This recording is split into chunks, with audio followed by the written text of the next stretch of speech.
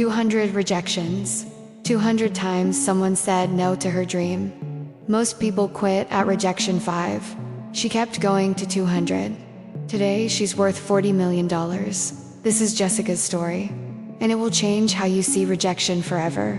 Her name is Jessica, age 36, net worth $40 million, CEO of a fashion empire. But at 26, she was a rejected designer, living in a studio apartment, barely affording rent. Jessica graduated design school with honors, portfolio full of incredible work, ready to conquer the fashion world. She applied to every major fashion house: Gucci, Prada, Versace, Calvin Klein, Ralph Lauren. Rejection 1 to 20.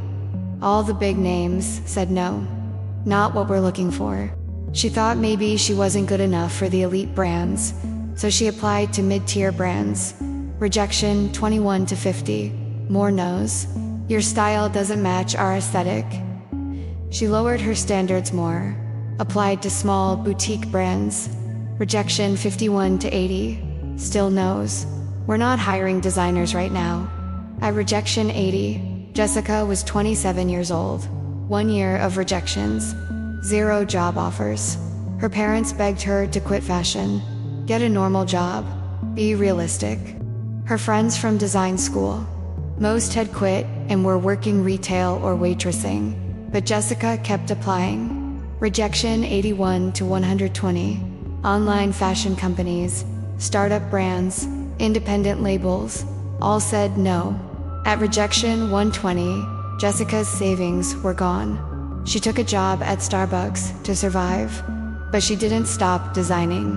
Every night after her shift, she designed collections, built her portfolio, applied to more companies. Rejection 121 to 160, freelance design gigs, fashion consultants, costume designers. Everyone said no. At 28, after 160 rejections, Jessica had a breakdown, cried for 3 hours, almost gave up, but something in her said, try one more time. Rejection 161 to 199. She applied to literally every fashion-related company she could find. Product design, textile companies, fashion tech startups. All said no. At rejection 199, Jessica was 29 years old. 3 years of pure rejection. Still working at Starbucks. Still designing at night. Her boyfriend left her.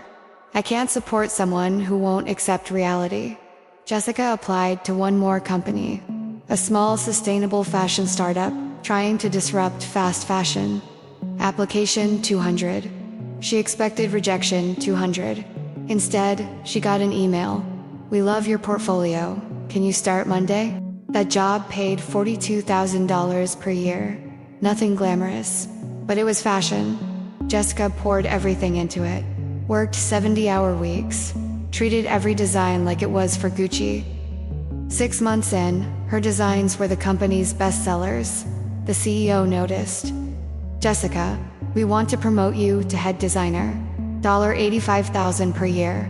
At 29, after 200 rejections, Jessica finally had the fashion career she dreamed about. But something else happened.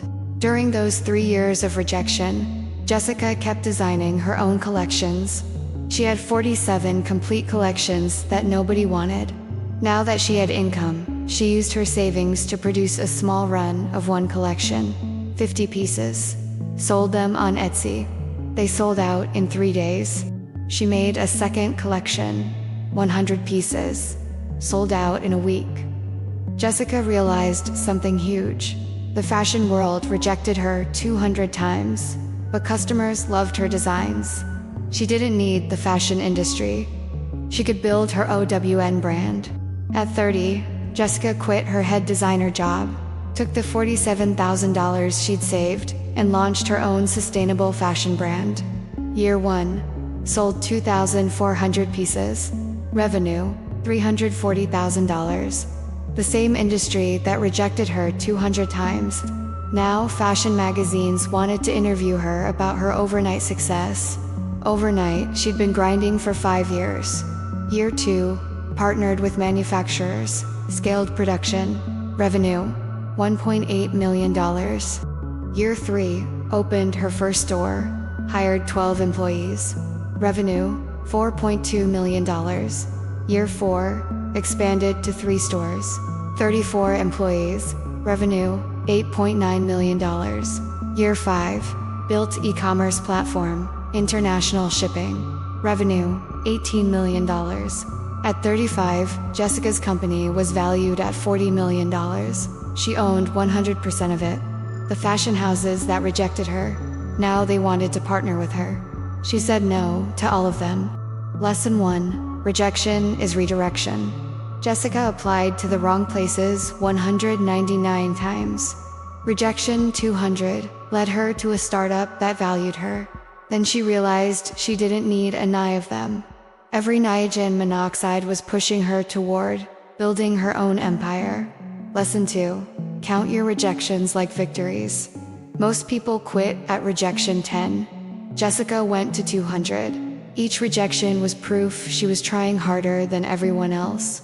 Your rejection count is your persistence score. Lesson 3. The industry doesn't decide your worth. 200 fashion companies said Jessica wasn't good enough.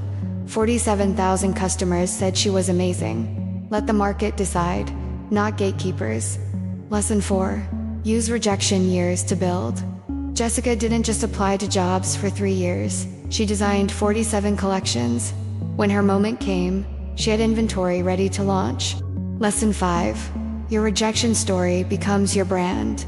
Jessica's rejected 200 times story is now her marketing. It makes her relatable, inspirational, real. Your struggle is your story. Right now, someone watching this is at rejection 5, 10, or 20. You think 10 rejections means you should quit. Jessica went to 200 before her first yes, then built a $40 million company. How many rejections are you willing to endure? Like if you're still going despite the rejections. Subscribe for weekly rejection to millions stories. Comment your rejection count. Let's celebrate persistence. Share with someone about to quit. 200 rejections. $40 million. Never give up.